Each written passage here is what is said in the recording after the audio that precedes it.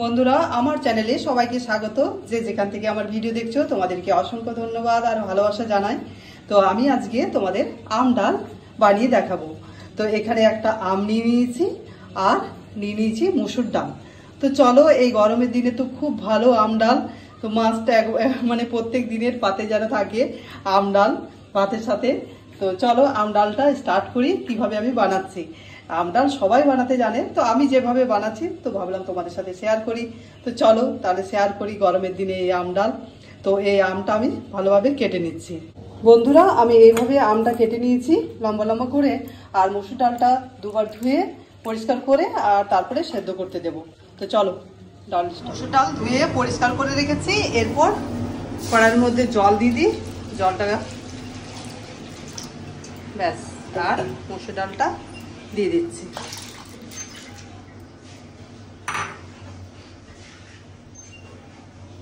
পরিমাণ মতো নুন দিয়ে আর সেদ্ধ করতে দিচ্ছি।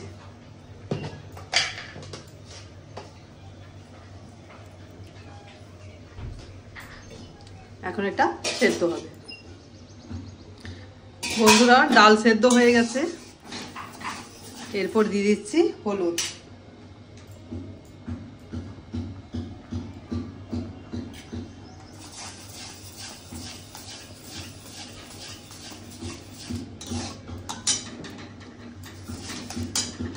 এরপর একটু জল দিয়ে দিই।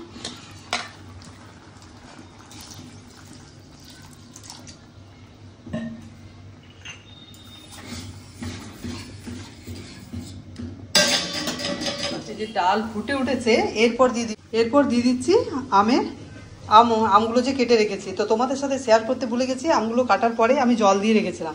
আমের মধ্যে যে একটা কষ থাকে তো সেটা বেরিয়ে যায়, ডালটা কালো হয়ে যাবে না তাহলে। এরপর দিয়ে দিচ্ছি আমি এই যে আমগুলো দিয়ে এরপর ডালটা ফুটতে থাকবে।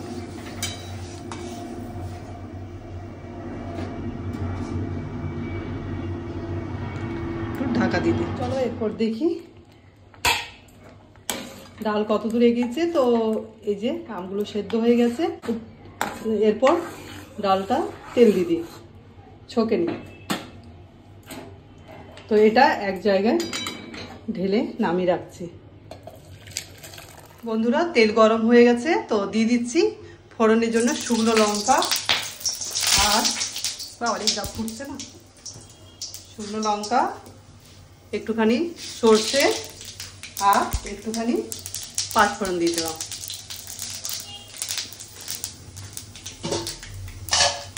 তো চলো ডালটা দিয়ে দিই।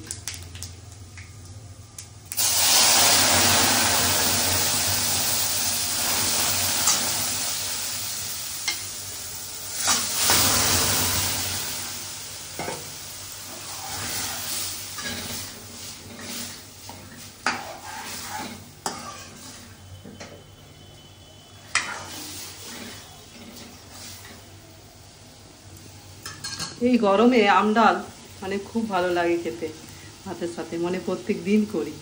তো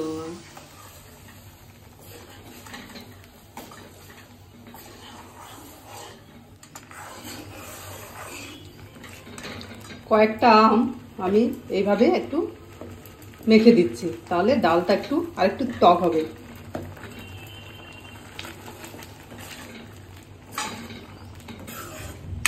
চলো আম ডাল রেডি। তাহলে গরম গরম ভাতের সাথে আম ডাল বেশ ভালো লাগে। গ্যাসটা অফ করে দিই। এখানে আম ডাল রেডি হয়ে গেছে। আমার এই রেসিপিটা তোমাদের কেমন লাগলো জানাবে বন্ধুরা। আর সবাই এখন বেশি বেশি করে এই আম ডাল খাও ভাতের সাথে। এই যে এত রৌদ্র এত তাপ সব কেটে যাবে টক জিনিস খেলে। চলো তাহলে টাটা সকলকে।